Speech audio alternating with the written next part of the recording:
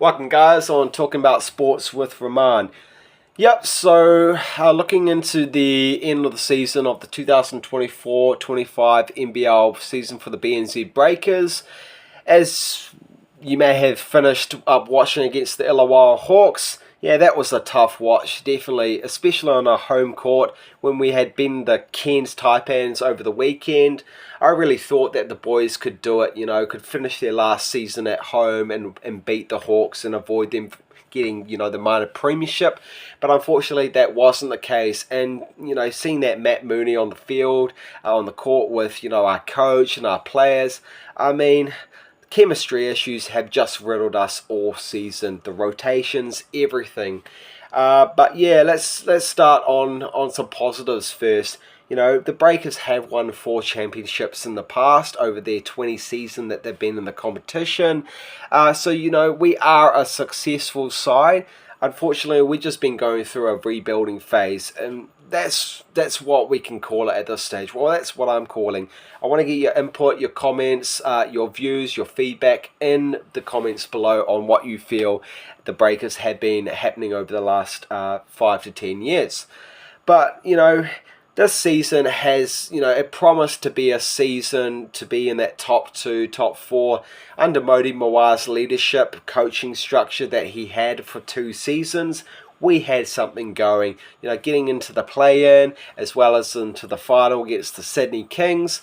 So some people believe that this season under a new coach that we'd be there again, but it does take a lot for a new coach to come into the competition of the NBL, get the structure, get the understanding. And I just felt personally he really struggled with that this season, as well as the signings, the management, the coaching, the staff, the fans. What do they want out of the Breakers this year?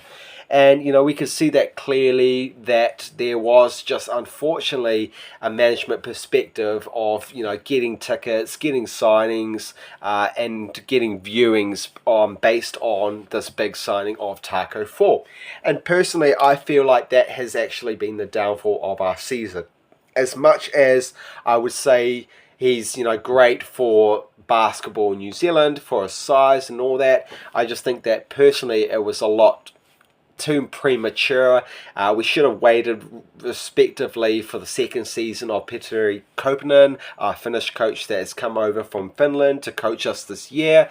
As much as, he struggled this season, I think that the next season he will find his footing a lot more because he's understanding the players now at the back end of the season. But personally speaking, it has been a struggle this season. It has. And to go out just like that against the Illawarra Hawks in our last home game of the season, come on. Yeah, you can tell the passion, the emotion there. Really, it's been tough. But yeah, let's talk about some players that have actually stood out. Everyone might have their views based on Parker Jackson Cartwright. There's an article currently at this stage that he's potentially looking at a free agency option, as well as Matt Mooney. I personally feel that if things are happening like that on the court, as well as your coach with Matt Mooney, mate, it's time to go. It's time to find another club, because respectively, we don't want that happening next season. As much as he's been phenomenal at the back end of the season, in absence of Parker Jackson Cartwright for those 5-game suspension, he has very similar attitude problems as I feel, as well as Parker Jackson Cartwright. And so if something can be done to nip that in the bud very quickly, then that's great. So let's come back to some other players. My personal favourite outstanding player for this season, I feel, has been Sam Meninga. His leadership, his style of play, getting basically his second year out of his contract of Cairns Taipans and coming to the Breakers, coming back to New Zealand because that's where he grew up. I feel like the Breakers have done him a great service of coming back into the squad. And, he struggled at the start of the season and he found his footing at the back end of the season. And when Sammy Boy is on fire, I go to the games, and really I'm actually just going to the Breakers games to see him play. And I go with my mate and I say, Meninga, man, you are a star player in the making, and I'm looking forward to next season on what he's got to offer. But yeah, if we're comparing this season versus the past seasons, our roster has not been, starstruck or anything like that. You've got players from the past like CJ Bruden, CJ Jackson, Tom Abercrombie, Gary Wilkinson, Mika Vacona, Dale Coletto. Some amazing players from the past. Tom Abercrombie, with his leadership, and Dylan Boucher. I mean, when they raised those trophies up in 2011 from 2013, it was just phenomenal. I went to those finals and Perth Wildcats and ripping into them and the Aussie commentators. It was just fantastic seeing a New Zealand professional side finally win. But yeah, on the basis of that, we've had so many coaches since then, Paul Hunari, Modi Mawat. Now we're into our third or fourth coach with Petteri Koponen. So where does it start? Where does it end? That's the thing. Do we see a title in the next season or 2 seasons down the track? Do we see players, coming and going, star contracts, all this? I mean, we've just offered the biggest contract to Parker Jackson Cartwright. The question is, will he actually take that contract on board and actually value his contract and see out his contract? That's the biggest question. But what I've seen throughout the season is a lot of disbelief, players believing that they can't win a game, refs getting into their head, rotations not working, structure, abuse of the refs and our coach. And, players, I just feel like there is this losing mentality culture that's happened throughout the season.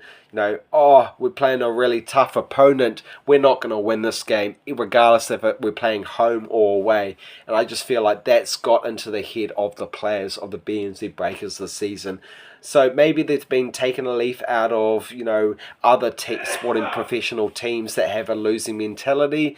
But, as much as they can nip that in the bud very quickly, it will be great to see next season the boys return back into either the play-in or in the top 4. Because retrospectively, the Breakers for a numerous amount of years were competing efficiently and always pretty much in that top 4. They were up there. And so will we see the Breakers come there next season? I mean, if they get 6th place or between 4 and 6, it's definitely a progression from coming second to last. And, being a Breakers fan, because I've been a fan since, probably 2009, 2010, better half of the last 15, 16 years.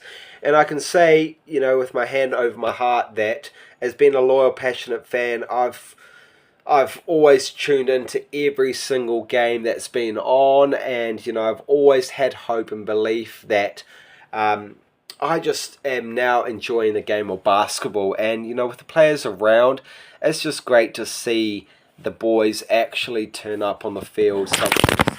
But where the biggest struggle really I feel for the Breakers is the second half. They basically really struggle in the third quarter, and I just saw it against Illawarra Hawks, down by 10 in the first quarter, competing in that second quarter, but that third quarter just completely killed us, and that's where they lose the belief to compete. And the best basic game that I saw this season, and even though they lost in the end, was actually against Melbourne United after they played Tasmania back home with Parker Jackson Cartwright being available after his 5-game suspension.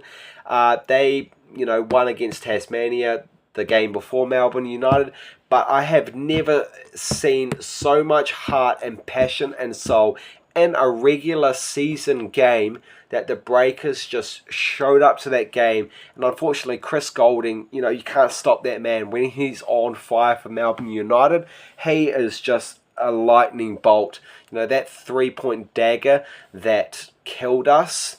Matt Mooney basically did everything for the Breakers that game. And, unfortunately, he killed us at the end. And it was heartbreaking, to say the least. But, there is a positive note for next season. And, I mean, I really hope the boys can get up there in the top 2, even the finals. But, a progression will be if the boys can get back into the play-in, and if our coach can actually make some big changes and big calls, because I feel like in every sporting professional side that I've been supporting, the coach is not making the big decisions, and that's what's been struggling. And so once the coach, I feel like, has the balls to actually stand up and say, these are the players we need to drop, or these are the players we need to include in our squad, and we need to drop a player or two because they haven't been performing, and even if they are a star player, well, so be it, because I think that is where change is actually happening, and can actually happen. So yeah, I want to get your input on the current, the end of the season, and finishing 10 wins and 19 losses. I mean, that is just atrocious to say, second to last on the table, and barely just beating the Cairns Taipans the game before. Yep. Something's got to give for next season. So yeah, let me know in your comments and your feedback how you felt the season went, and I'd love to hear your input. Thanks, team. Bye.